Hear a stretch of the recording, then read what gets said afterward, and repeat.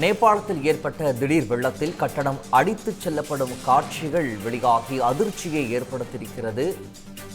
நேபாளத்தில் ஏற்பட்ட திடீர் வெள்ளத்தில் கட்டடம் அடித்துச் செல்லப்படும் காட்சிகள் வெளியாகியிருக்கிறது. கோஷி ஆற்றில் வெள்ளம் வருவதை பார்த்து மக்கள் அலறி அடித்து ஓட்டம் பிடிக்கும் பதற வைக்கும் காட்சிகளும் வெளியாகியிருக்கிறது. திரையில் பார்த்து வருகிறோம்.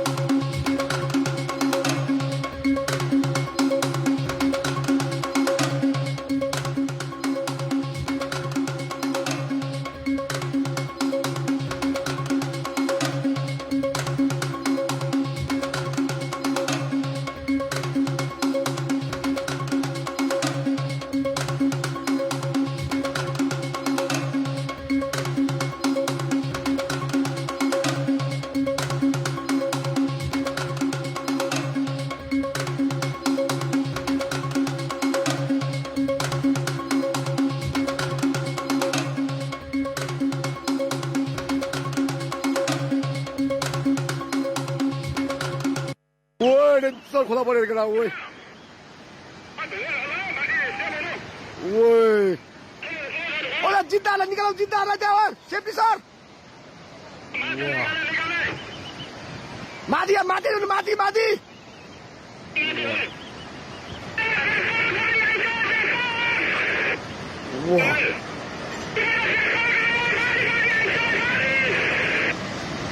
ओए मादी ओए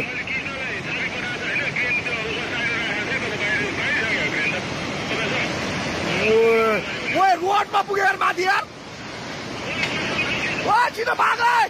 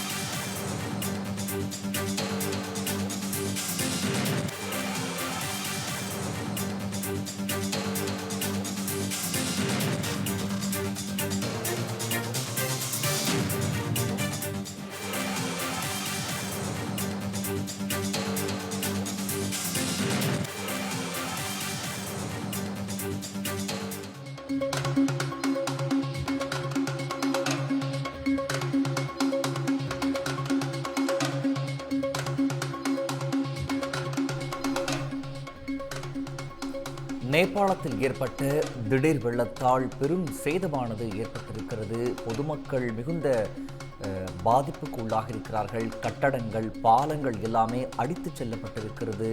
முற்றிலுமாக அங்கு இயல்பு வாழ்க்கையானது முழங்கி இருக்கிறது. சுற்றுலா சென்ற சுற்றுலா பயணிகளுடைய நிலை என்னவென்று தெரியாத ஒரு நிலையானது ஏற்பட்டிருக்கிறது.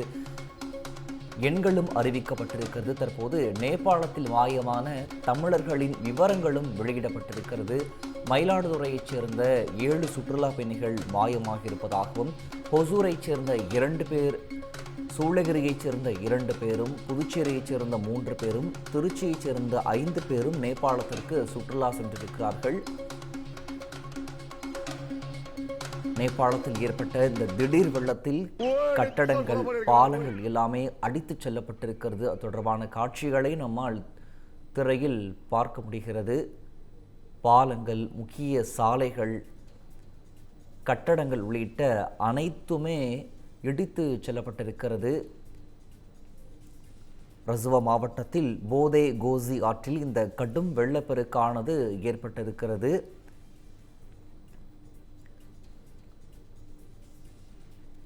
தஞ்சையைச் சேர்ந்த 5 பேர், கும்பகோணத்தைச் சேர்ந்த 17 பேர், கடலூரைச் சேர்ந்த 12 பேர், புதுச்சேரியில் சேர்ந்த 3 பேர், திருச்சியைச் சேர்ந்த 5 சுற்றுலா பயணிகளும் நேபாளத்திற்கு மாயமாகியிருக்கிறார்கள். நேபாளத்தில் மாயமான தமிழர்களின் விவரங்கள் வெளியிடப்பட்டிருக்கிறது. திரையில் பார்த்து வருகிறோம். தஞ்சையைச் சேர்ந்த 5 பேர், கும்பகோணத்தைச் சேர்ந்த 17 பேர், கடலூரைச் சேர்ந்த 12 பேர், புதுச்சேரியைச் சேர்ந்த 3 பேர், திருச்சியைச் சேர்ந்த 5 பேர் நேபாளத்திற்கு சுற்றுலா சென்றிருக்கிறார்கள். இதையடுத்து அவர்கள் தற்போது மாயமாகி இருப்பதாக சொல்லப்படுகிறது. நேபாளத்தில் திடீரென ஏற்பட்ட வெள்ளத்தில் கட்டடங்கள், வீடுகள், பாலங்கள் எல்லாமே அடித்துச் செல்லப்பட்டிருக்கிறது. காட்சிகளை நம்மால் திரையில் பார்க்க முடிகிறது. கோஷி ஆற்றில் வெள்ளம் வருவதை பார்த்து மக்கள் அலறி அடித்து ஓடும் காட்சிகளை நம்மால் பார்க்க முடிந்தது.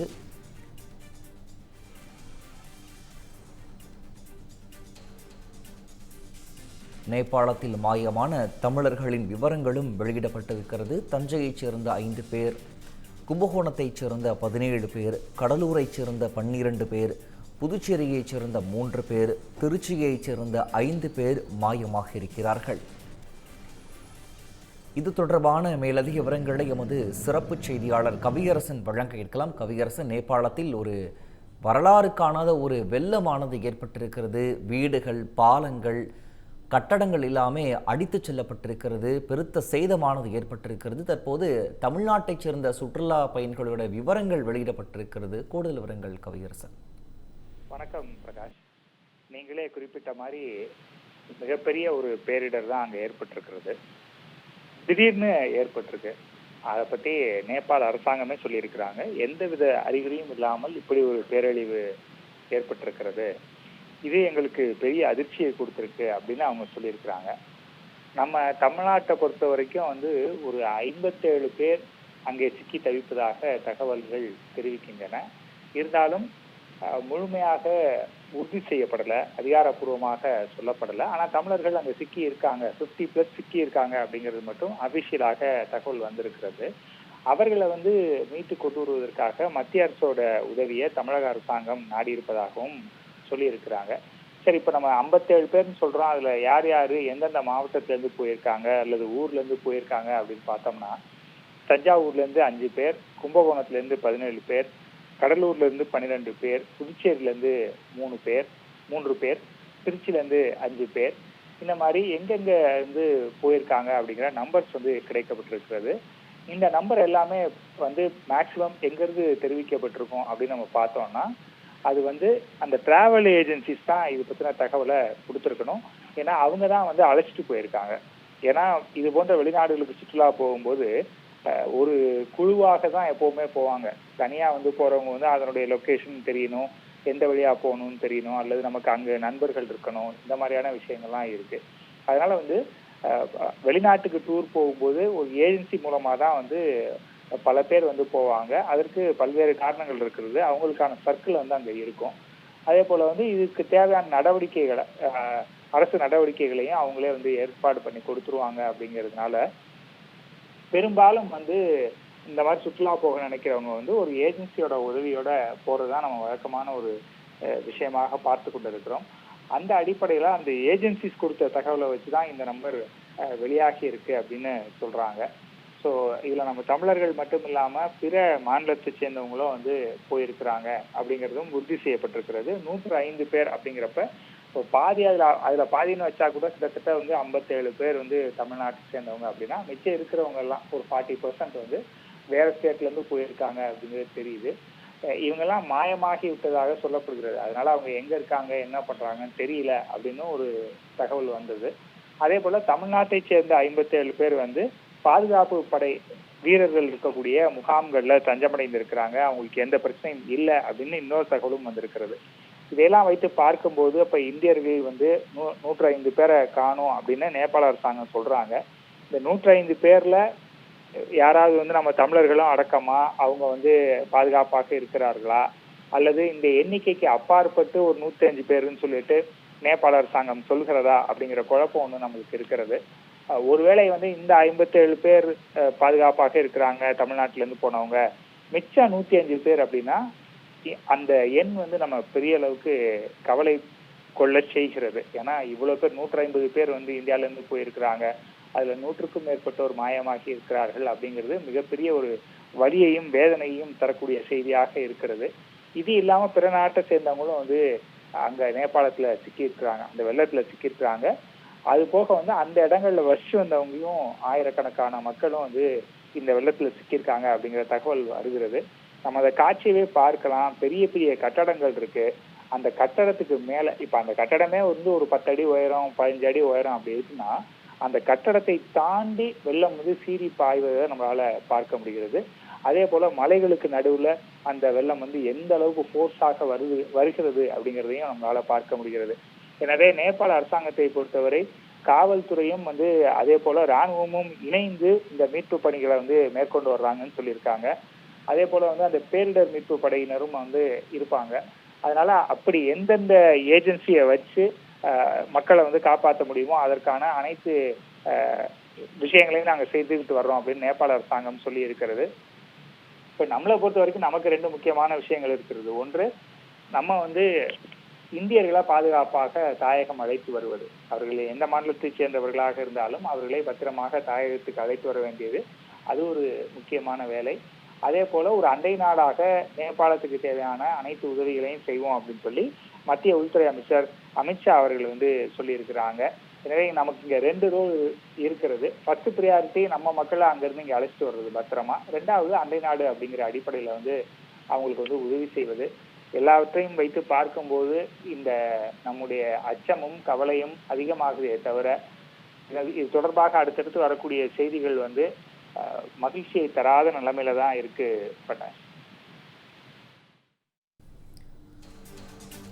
தற்போதைய விவரங்களுக்கு நன்றி கவியரசன்.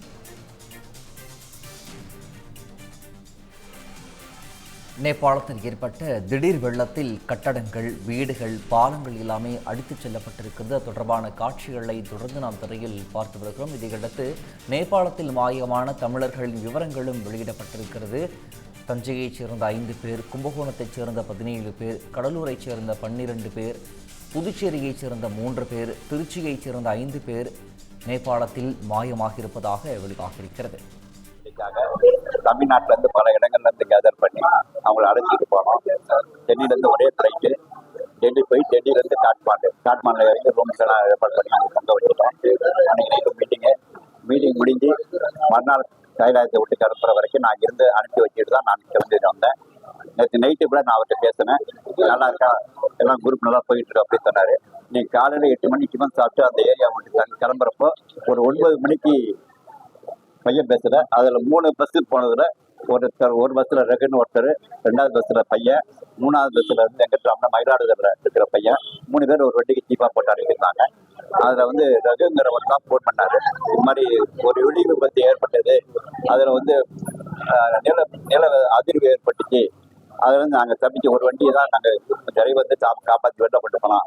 அடுத்த வண்டி நாங்க திரும்பி பார்க்கும்போது அது பள்ளத்துல உருண்டதை பார்த்தோம் அப்படின்னு சொல்லி அது போன் பண்ணாரு. கீழே இறங்கி பார்க்க முடியுமா, நம்ம இறங்கி பார்க்கறதுக்கு அலோவ் பண்ணல, எனக்கு அங்க இருந்தா நம்ம மாட்டிக்குவோம், நீங்க நேரம் நாங்க மேல போயிடுறோம் அப்படின்னு சொல்லி மேல அழைச்சிட்டு போயிட்டான் டிரைவன். அவன் மேல கொண்டு போய் தங்க வச்சதுக்கு அப்புறம் இங்க என்ன நடந்த சம்பவம் தெரியல. அப்புறம் பர்மிஷன் வாங்கிட்டு மிலிட்டரிக்காரங்க சொன்ன விதத்தை வச்சுக்கிட்டு தேடிட்டு இருக்காங்க. ஒரு பஸ் கவுந்துருச்சு, தேடிட்டு இருக்காங்க. இதுதான் நடந்திருக்கு. மிலிட்டரி ராணுவம் தெரியப்படுத்தியாச்சு. ஏன்னா பெரிய விபத்து அது. அது வாயால சொல்ல அந்த அளவுக்கு நல்லா அதுல வந்து எவ்வளவு பேர் வருவாங்கன்றது தெரியல. அண்ணன் தான் வழி சொல்றோம். உங்க பேர் சார்? சையத் சாதிக்.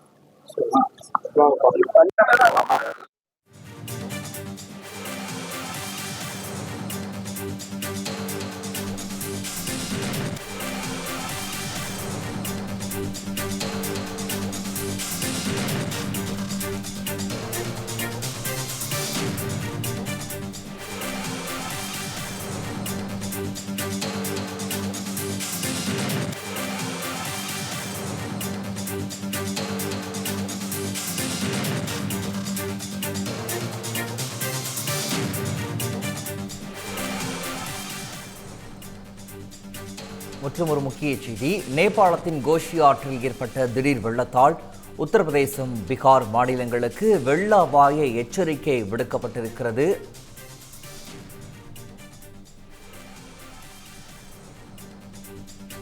உத்தரப்பிரதேசம், பீகாருக்கு வெள்ள அபாய எச்சரிக்கை விடுக்கப்பட்டிருக்கிறது. நேபாளத்தின் கோஷி ஆற்றில் ஏற்பட்ட திடீர் வெள்ளத்தால் இந்தியாவைச் சேர்ந்த உத்தரப்பிரதேசம், பீகார் மாநிலங்களுக்கு வெள்ள அபாய எச்சரிக்கை விடுக்கப்பட்டிருக்கிறது. நேபாளத்தில் உள்ள ஆறுகளில் இருந்து கண்டக் ஆறு வழியாக வெள்ளநீர் கங்கை ஆற்றில் கலப்பதால் கண்காணிப்பு தீவிரப்படுத்தப்பட்டுள்ளது. நேபாள எல்லையை ஒட்டிய உத்தரப்பிரதேசம், பீகார் மாநிலங்களில் உள்ள ஆறுகளில் கண்காணிப்பு தீவிரப்படுத்தப்பட்டிருக்கிறது. உத்தரப்பிரதேசம், பீகாரில் கண்டக் ஆற்றில் ஆறுகளில் இருந்து தண்ணீர் பாதுகாப்பாக வெளியேறுவதை உறுதி செய்ய அறிவுறுத்தப்பட்டிருக்கின்றன. கோஷி நதியில் இருந்து திரிசூலி ஆற்றுக்கு வரும் நீர் கண்டக் ஆற்றின் வழியாக கங்கை நதியில் கலக்கிறது. இதனால் தற்போது உத்தரப்பிரதேசம், பீகார் ஆகிய மாநிலங்களுக்கும் வெள்ள அபாய எச்சரிக்கையானது விடப்பட்டிருக்கிறது. முக்கிய செய்தியாக பார்த்து வருகிறோம். நேபாளத்தின் கோஷி ஆற்றில் ஏற்பட்ட திடீர் வெள்ளத்தால் உத்தரப்பிரதேசம், பீகார் மாநிலங்களுக்கு வெள்ள அபாய எச்சரிக்கை விடுக்கப்பட்டிருக்கிறது. நேபாளத்தில் உள்ள ஆறுகளில் இருந்து கண்டக் ஆறு வழியாக வெள்ள நீர் கங்கை ஆற்றில் கலப்பதால் கண்காணிப்பு தீவிரப்படுத்தப்பட்டுள்ளது. நேபாள எல்லையை ஒட்டிய உத்தரப்பிரதேசம், பீகார் மாநிலங்களில் உள்ள ஆறுகளில் கண்காணிப்பு தீவிரப்படுத்தப்பட்டுள்ளது. உத்தரப்பிரதேசம், பீகாரில் கண்டக் ஆற்றில் ஆறுகளில் இருந்து தண்ணீர் பாதுகாப்பாக வெளியேறுவதை உறுதி செய்ய அறிவுறுத்தப்பட்டிருக்கின்றன. கோஷி நதியில் இருந்து திரிசூலி ஆற்றுக்கு வரும் நீர் கண்டக் ஆற்றின் வழியாக கங்கை நதியில் கலக்கிறது. இதனால் உத்தரப்பிரதேசம், பீகார் உள்ளிட்ட மாநிலங்களுக்கு வெள்ள அபாய எச்சரிக்கை விடுக்கப்பட்டிருக்கிறது. இது தொடர்பான மேலதிக விவரங்களை எமது செய்தியாளர் கவியரசன் வழங்கிக்கலாம். கவியரசன், கோஷி ஆற்றில் ஏற்பட்ட இந்த வெள்ளப்பெருக்கு காரணமாக இந்தியாவைச் சேர்ந்த உத்தரப்பிரதேசம், பீகார் மாநிலங்களுக்கும் வெள்ள அபாய எச்சரிக்கை விடுக்கப்பட்டிருக்கிறது. கூடுதல் விவரங்கள். வணக்கம் பிரகாஷ். இப்போ குறிப்பாக பீகார் மாநிலத்தை பொறுத்த வரைக்கும் அவங்க வந்து நேபாளோட எல்லையை ஒட்டின இடத்துல தான் இருக்காங்க. அங்கே இருக்கக்கூடிய 7 மாவட்டங்கள், அதாவது மேற்கு சம்பரன், கிழக்கு சம்பரன், இந்த மாதிரி சீதாமர்ஹி, இந்த மாதிரி 7 மாவட்டங்கள் வந்து நேபாள எல்லையை ஒட்டி தான் இருக்கிறது. எனவே வந்து அங்கு ஏற்பட்டிருக்கக்கூடிய பெரிய வெள்ளப்பெருக்கு பீகாரிலும் பாதிப்பை ஏற்படுத்தலாம் அப்படிங்கிற ஒரு பார்வை முன்வைக்கப்படுகிறது. எல்லை பகுதி அப்படிங்கிறதுனால அதற்கான வாய்ப்பும் இருக்கிறது. அதே போல உத்தரப்பிரதேசத்திலையும் இது போன்ற ஒரு பாதிப்பு ஏற்படலாம் அப்படின்னு அந்த மாநிலத்துக்கும் வந்து எச்சரிக்கை விடுக்கப்பட்டிருக்கிறது. அதாவது நேபாள வெள்ளம் அது அடித்து வரக்கூடிய அந்த தண்ணி நம்ம இந்தியாவுக்குள்ளும் வரலாம், எல்லையை கடந்து உள்ள வரலாம். அது நம்ம பகுதிக்குள்ள வரும்போது நம்முடைய ஆற்றில் வந்து கலக்கும் போது அந்த ஆற்றிலும் கூட வெள்ளப்பெருக்கு ஏற்படுவதற்கான வாய்ப்பு இருக்கிறது. எனவே வந்து நீங்க உஷாராக இருங்க அப்படின்னு ஒரு எச்சரிக்கையை கொடுத்திருக்கிறாங்க. ஏற்கனவே வந்து பீகார் முதலமைச்சர் அவர்கள் வந்து சற்று நேரத்துக்கு முன்பாக பேசும்போது இல்ல நாங்க வந்து பாதுகாப்புக்கு தேவையான அனைத்து நடவடிக்கைகளையும் நாங்க எடுத்துட்டு இருக்கோம். ஏன்னா வந்து அந்த வெள்ளம் வந்து இங்கே உள்ளே வருவதற்கான வாய்ப்பு இருக்கிறது அப்படிங்கிறதுனால நாங்க மக்களை பாதுகாப்பதற்கான பணிகளில் வந்து நாங்கள் ஈடுபட்டு இருக்கிறோம் அப்படின்னு ஏற்கனவே பீகாரினுடைய முதலமைச்சர் சொல்லி இருந்தார். அப்படி பார்க்கும்போது இந்த எச்சரிக்கை வருவதற்கு முன்பாகவே கிட்டத்தட்ட பீகார் மாநிலம் வந்து இதை ஃபேஸ் பண்றதுக்கு தயாராயிட்டாங்க அப்படின்னு தான் நம்ம அதை புரிந்து கொள்ள வேண்டி இருக்கிறது. எனவே வந்து ஆற்றோரமாக இருக்கக்கூடிய மக்களை வந்து பாதுகாப்பாக இருக்க வைக்கிறதுக்கு தான் வந்து முதல்ல அரசாங்கம் ட்ரை பண்ணும். ஒன்று, அவங்கள அங்கேருந்து எவாக்குவேட் பண்ணி அரசு வந்து வேற முகாம்களில் தங்க வைப்பாங்க. இந்த எச்சரிக்கை வாபஸ் ஆன பிறகுதான் வந்து அவங்கள திரும்பி அந்த இடத்துக்கு போகிறதுக்கு அனுமதிப்பாங்க. உத்தரப்பிரதேசத்தில் பார்த்தோம்னாலும் வந்து மகாராஜ்கஞ்ச், குஷிநகர் மாவட்டங்களில் அதிகாரிகள் வந்து விழிப்போட இருக்கணும் அப்படின்னு அந்த மாநிலத்தினுடைய முதலமைச்சர் யோகி ஆதித்யநாத் வந்து ஒரு உத்தரவை பிறப்பித்திருக்கிறார். எனவே வந்து அந்த இடமும் வந்து பாதிக்கப்படும் அப்படின்னு கருதப்படுகிறது. அதற்கான எச்சரிக்கையும் விடுக்கப்பட்டிருக்கிறது. எனவே வந்து அங்கேயும் வந்து நீங்க மக்களுக்கு எந்த பாதிப்பும் வரக்கூடாது. ஸோ இந்த ஆறுல எப்படி தண்ணீர் வருது, அதனுடைய அளவு எப்படி இருக்கிறது அப்படிங்கிறத தொடர்ந்து கண்காணிச்சுட்டு வர்றாங்க. ஏன்னா வந்து திடீர்னு ஒரு வெள்ளம் வரும்போது நம்ம கணிச்சு அதை இது பண்ண முடியாது. ஆனால் நேபாளத்தில் ஏற்பட்டிருக்கக்கூடிய இந்த பாதிப்பை பார்த்த பிறகு அதுல இருந்து நமக்கு என்ன பாதிப்பு ஏற்படுவதற்கான சாத்தியக்கூறுகள் எந்த அளவுக்கு இருக்கு அப்படிங்கறத நம்மளால ஓரளவு வந்து கால்குலேட் பண்ண முடியும். அதைத்தான் தற்போது பீகாரும் உத்தரப்பிரதேசமும் வந்து செய்துட்டு வர்றாங்க. அதை நம்ம பார்க்கிறோம். ஏன்னா இந்த காட்டாற்று வெள்ளத்தை பொறுத்த வரைக்கும் திடீர்னு சில அடிகள் அப்படிங்கிறது ரொம்ப குறைவான நேரத்துல வந்து அது உயர்ந்துடும். நம்ம யதார்த்தமா 4 அடி இருக்கு அப்படின்னு நினைச்சிட்டு இருப்போம். திடீர்னு பார்த்தா அது 8 அடி ஆயிரும், 10 அடி ஆயிரும். அந்த தண்ணியோட லெவல் வந்து நம்ம எதிர்பார்க்காத நேரத்துல பெரிய லெவல்ல அதிகரிப்பதற்கான வாய்ப்பு இருக்கிறது. எனவே வந்து இதுல எந்த சிக்கலும் வந்துடக்கூடாது. அந்த தண்ணியால மக்களுக்கு பாதிப்பு ஏற்படக்கூடாது. அதே போல உள்கட்டமைப்புகளுக்கு பாதிப்பு ஏற்படக்கூடாது. அது ஒருவேளை வந்து அதிகமாக வெள்ளம் வந்தா அதை எப்படி வந்து டைவர்ட் பண்றது, அதுல சிக்காம இருக்கிறதுக்கு நம்ம என்னெல்லாம் பண்ணணும் அப்படிங்கிற பல்வேறு விஷயங்கள் இருக்கிறது. இந்தியாவை பொறுத்தவரை பேரிடர் மீட்பில் வந்து நமக்கு நல்ல குழுக்கள் இருக்கின்றன. பேரிடர் மீட்பு படையை பொறுத்த வரைக்கும் தேசிய லெவல்லையும் குழு இருக்கிறது, மாநிலங்கள் அளவுலையும் குழு இருக்கிறது. எனவே வந்து நிச்சயமாக உயிர் சேதம் ஏற்படுவதை தவிர்த்து விடுவோம் அப்படிங்கிறதுல எந்த சந்தேகமும் இல்லை. ஆனால் பொருட்சேதம், உள்கட்டமைப்பு சேதம் இவற்றையும் வந்து தடுக்க வேண்டிய தேவை இருக்கிறது. எனவே அதற்கான முன்னெச்சரிக்கை நடவடிக்கைகளை எடுக்குமாறு பீகார் முதலமைச்சரும் உத்தரப்பிரதேச முதலமைச்சரும் அதிகாரிகளுக்கு வந்து உத்தரவிட்டிருக்கிறாங்க. அதன் பேர்ல அந்த அவேர்னஸ் மூலமாக மக்களுக்கு அதை பரப்புறது, ஆபத்தான இடங்கள்ல இருக்கவங்களை வந்து பாதுகாப்பான இடங்களுக்கு கூட்டிட்டு போறது, குறிப்பாக தாழ்வான பகுதிகளில் வசிக்கக்கூடியவங்களை வந்து வெக்கேட் பண்றது, இந்த மாதிரி பல்வேறு முக்கியமான விஷயங்கள் நடந்து கொண்டிருக்கின்றன. அதே போல ஆற்றில் வரக்கூடிய நீரினுடைய அளவு எந்த அளவுக்கு போகிறது அப்படிங்கிறதையும் அவங்க வந்து கண்காணித்துக் கொண்டிருக்கிறார்கள். பார்க்கலாம் பிரகாஷ், அடுத்த கட்டமாக என்ன நடக்க போகிறது அப்படின்னு பார்க்கலாம். இது இன்னொரு முக்கியமான செய்தி வந்து இந்த 2 மாநிலங்கள்ல எடுக்க வேண்டிய அந்த அவேர்னஸ் ஸ்டெப்ஸ் பத்தி பீகார் முதலமைச்சர் அதே போல உத்தரப்பிரதேச முதலமைச்சர் இந்த 2 பேர்கிட்டையும் மத்திய உள்துறை அமைச்சர் அமித்ஷா அவர்கள் ஆலோசனை நடத்தி இருக்கிறார். அது தொடர்பான தகவலும் வந்திருக்கிறது. எனவே வந்து அவரும் வந்து இந்த பிரச்சனையில எப்படி ஃபேஸ் பண்றது அப்படிங்கிறதுக்கான சில இன்புட்ஸை நிச்சயம் கொடுத்திருப்பார். ஒட்டுமொத்தமாக பார்க்கும்போது இங்க பெரிய சேதம் ஏற்படாம, முடிந்தவரை சேதமே ஏற்படாம அல்லது குறைந்தபட்ச சேதத்தோட அதை ஃபேஸ் பண்றது அப்படிங்கிறதுக்கான நடவடிக்கைகள் எடுக்கப்பட்டு வருவதை நம்ம பார்க்கிறோம். தற்போதைய விவரங்களை வழங்கியமைக்கு நன்றி கவியரசன்.